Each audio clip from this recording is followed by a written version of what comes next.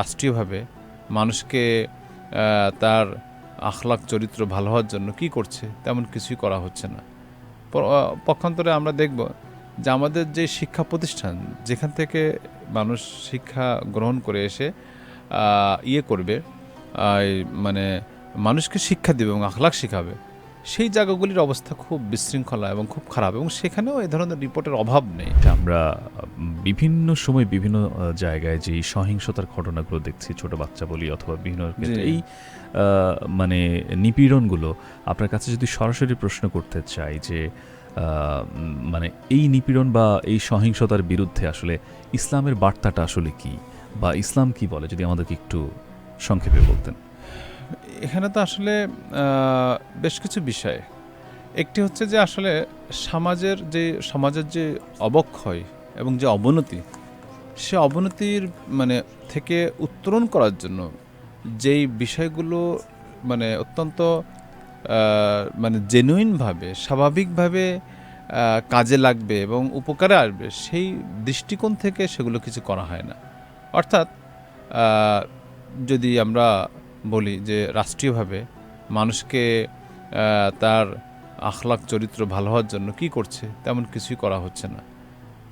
পক্ষান্তরে আমরা দেখব যে আমাদের যে শিক্ষা প্রতিষ্ঠান যেখান থেকে মানুষ শিক্ষা গ্রহণ করে এসে করবে,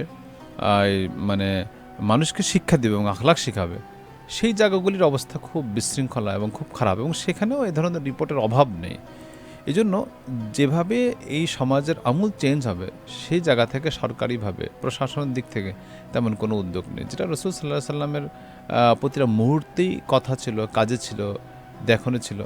এরপরও যখন অপরাধ ঘটে যায়, সে অপরাধের যদি ভিকটিম তার বিচারটা ইসলামের মতো পায়, ইসলামে কি করেছে, যদি বিবাহিত পুরুষ মহিলা এই ধরনের অপরাধে লিপ্ত হয়, ব্যভিচারে, তো ইসলামী রাষ্ট্র তার সেখানে যেই ইয়েটা করেছে রাসূলের জামানায়, যে একেবারে পাথর মেরে জনসম্মুখে মেরে ফেলা দেওয়া, যেটা ইসলামের নিয়ম এবং ইসলামী রাষ্ট্রের সিস্টেম।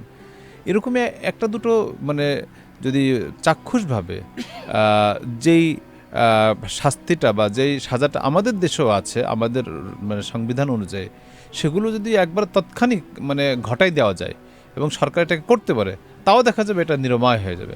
এখন যে কথা আমরা এই একাধিক ভিকটিমের বাবা থেকে, গার্ডিয়ান থেকে পেলাম, তাদের স্পষ্ট বক্তব্য, না আমরা তো বিচার পাবো না, কয়েকদিন পরে আরেকটা ঘটনা ঘটবে, আমাদেরটা ধামাচাপা হয়ে যাবে এবং যে কোনোভাবে সেই যিনি অপরাধ করেছেন তিনি ছাড় পেয়ে যাবেন।